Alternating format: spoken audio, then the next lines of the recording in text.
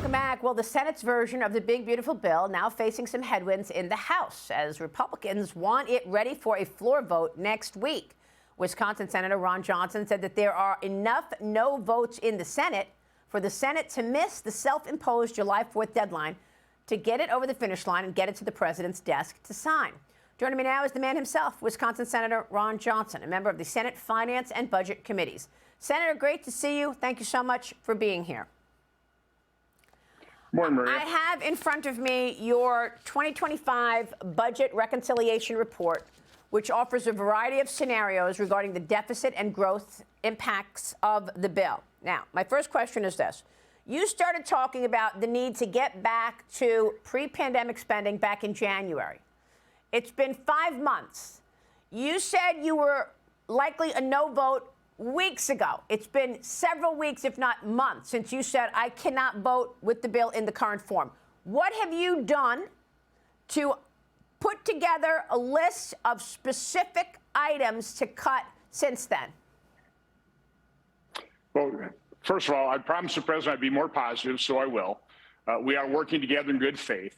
But again, what I've done is I've laid out a process for a line-by-line, program-by-program review of the $7 trillion that we spent. And let me just give you a couple more numbers.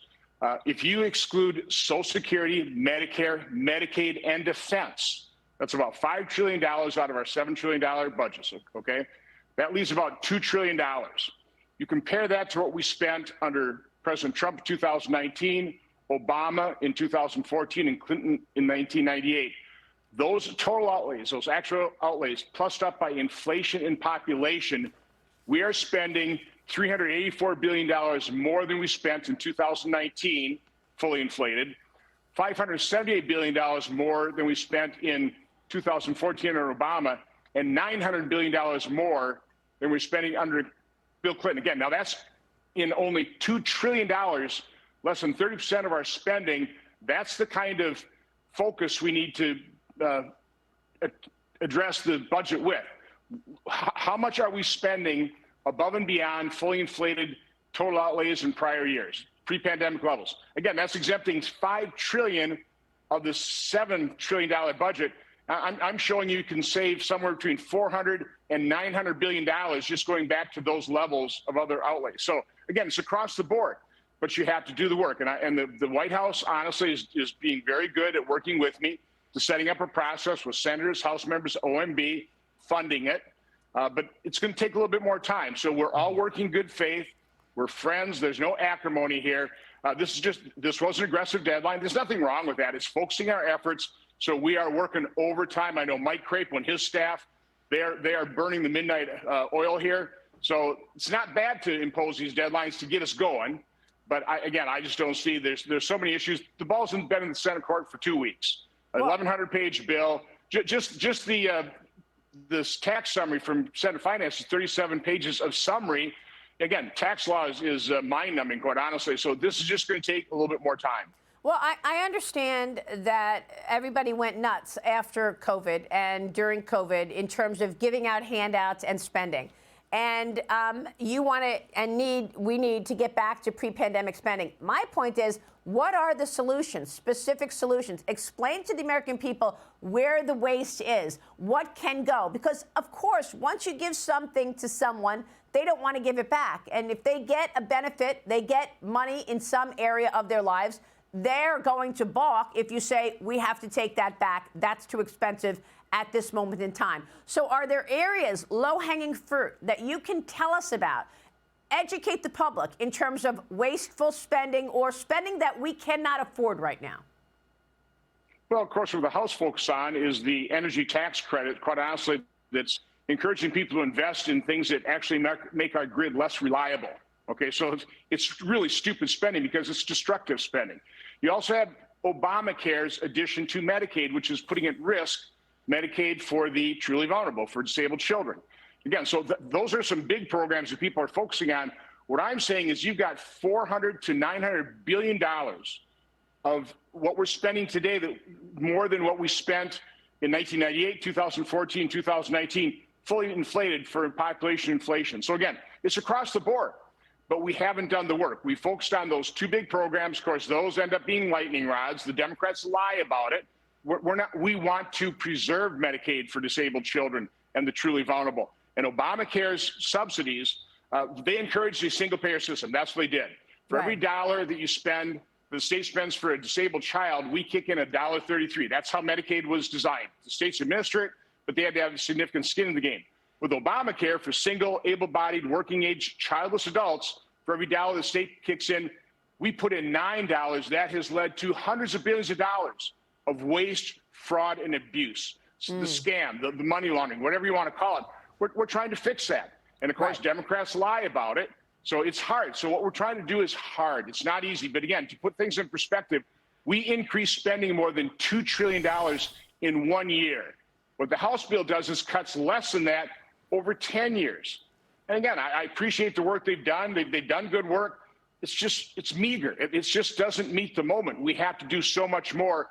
And this is going to take more than one bite at the apple here. And that's the other thing I'm working with the White House on is what can we do, set this process up, do the work, and then what is a forcing mechanism to make us come back and actually realize those savings that we identify in the forensic audit. Right, and that's what Claudia Tenney just said. We just had the New York Congresswoman on, and she said we are going to have another bite at the apple later on in the year. We can put more spending cuts and allocate further cuts in that bill later on in the year. But you just said we haven't done the work, and that was my first question. You've been talking about this for a long time. Why hasn't the work been done? We are up against the deadline now. Are you willing to blow up the agenda, President Trump's agenda, and not get his agenda over the finish line in the month of July? So, Maria, look at the enormous messes the Democrats left for President Trump and his administration. The Democrats aren't exactly cooperating at staffing, confirming his appointees. So, again, the president is forced with cleaning up the border, the aftermath of 40-year high inflation. The fact that prior to the pandemic, we averaged $660 billion per year in deficits.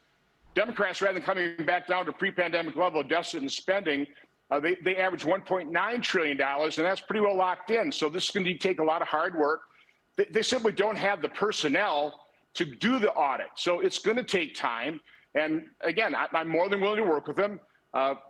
This is complex. Again, it's only been in our court for a couple of weeks. It'll take a few more weeks to get this. There are a lot of issues that have to be resolved. There's broad spectrum of opinion in our conference as well. So it's a messy process. Well, you're in Wisconsin right now. You're expected in Washington next week. John Thune wanted it on the floor for debate and a vote next week so that you could set things up to get it passed by July 4th. You say it's going to take a couple more weeks. Do you believe you can get it to the president's desk sometime in the month of July?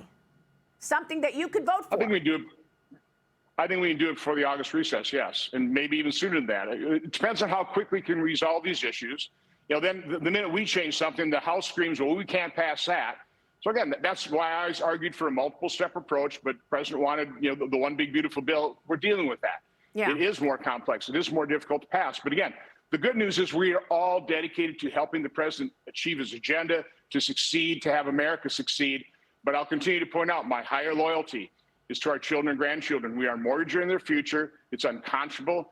It's immoral. It has to stop, and we've got to work diligently at that. And I need everybody to admit the problem. We need to properly define it. That's why I issued that report. Here are the numbers. Tell me where I'm wrong. I'm going to be talking with Kevin Hassett later this morning. Yeah, okay. I'll be talking to Kevin Hassett later this morning. He can dispute. I don't know if he's going to. I would think if I got anything really wrong, I would have already heard about it by now. But again, I'm just forcing everybody to take a business-like approach. Let's actually look at the numbers. People say they want to balance the budget. Okay, well, how are you going to do it? Right. When you look at that report, you kind of go, well, we're not exactly on the path of balancing the budget yet. What's it going to take? Well, President Trump understands this. He was a businessman before being the commander-in-chief, but you just said it's more likely that you're going to get this done before the August recess. If you have agreement in the House, I spoke with Mike Lawler yesterday. I know the senators, the GOP Senate, doesn't care about the SALT issue, but Mike Lawler has an issue with that. And here's what the New York congressman said to me yesterday. Watch this. Are you really going to vote no on this? Yeah. I mean, look, You're going to blow up the president's I've agenda. been very clear from the beginning that I would never vote to pass a tax bill that does not adequately lift the cap on salt. The fact is, when people talk about, oh, we're subsidizing bad blue states, the reality over the past 7 years is that 29 states blew through the $10,000 cap. So to revert this back to $10,000 is absolutely absurd, and nobody would ever support that. If it comes back to the House and then the Senate agrees, okay, it's not 40,000, but it's 30,000, will you agree? No. You're not going to agree even to $30,000 cap? That's what Ways and Means. I bet 20,000. That's what definitely not. Ways and Means put forth 30,000, and they did so trying to jam us without negotiating. And we were able to force a negotiation in good faith with the Speaker, with the White House. We came to a $40,000 agreement. That's the deal. Stick to the deal. Senator, and you say? Well, I guess if he wants to spend a couple $100 billion on his little prize there, what spending are you going to offset that with? None of this stuff is free. I'd ask Congressman Lawler, look at my report. You know, are you not concerned about our children and grandchildren, how we are mortgaging their future? Take a look at it. I doubt he has. And then ask him, okay, are you comfortable with deficits over $2 trillion for the next 10 years? And as far as the eye can see, our debt going from 37 trillion up to 60 trillion. Okay. You know, let's get real. You know, it's not exactly like what he's fighting for is for the working men and women of this country in the middle class. And he's looking for the elite of New York so they can take bigger deduction and have federal taxpayers pay for it. Well, these are the debates underway right now as we watch you all make the sausage, if you will. Senator, it's great to talk with you. We're going to talk again on Sunday. We appreciate your time. Thank you, sir. Have a great day. Senator Ron Johnson. We'll be right back.